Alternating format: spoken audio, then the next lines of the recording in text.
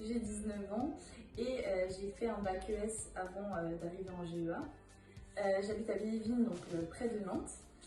Et donc maintenant je suis en GEA et j'ai choisi l'option GRH, donc gestion des ressources humaines, parce que c'est le côté humain qui m'attire plus dans l'entreprise. Alors l'option GRH, ça regroupe plusieurs matières qu'on a différentes des autres options.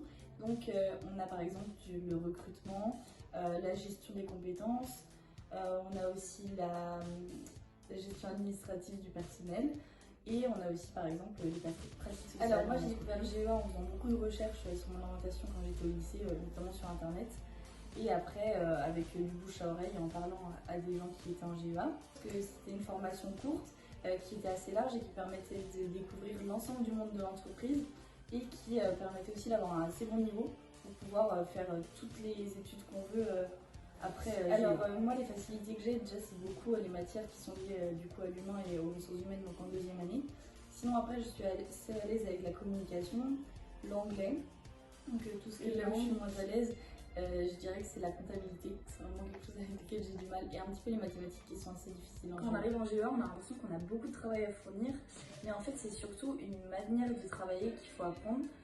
Au lieu, comme au lycée, où on apprenait vraiment les choses par cœur et on les recrachait sur un papier et on analysait un petit peu, là c'est vraiment, il faut comprendre le cours, vraiment bien écouter, c'est vraiment important, et vraiment comprendre le cours pour pouvoir l'utiliser dans les contrôles de plusieurs manières.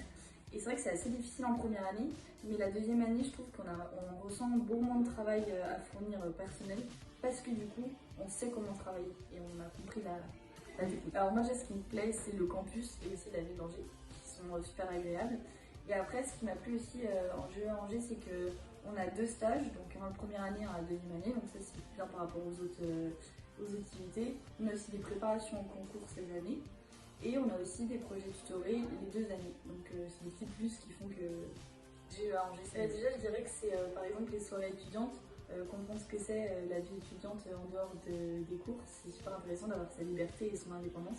Je pense que c'est mon meilleur souvenir d'avoir été indépendante. Moi je suis hyper indécise et après GEA, comme c'est une bonne formation, il y a beaucoup de choix de poursuite d'études donc je sais pas vraiment encore ce que je veux faire. Mais j'aimerais bien partir à l'étranger, donc soit en DUT, soit en Erasmus avec une autre formation. Je dirais que la formation GEA elle peut paraître assez difficile au début, mais il faut s'accrocher et se laisser porter. Et après on comprend qu'on devient beaucoup plus performant, beaucoup plus actif. Et je pense que c'est vraiment important pour avoir un bon niveau pour la suite.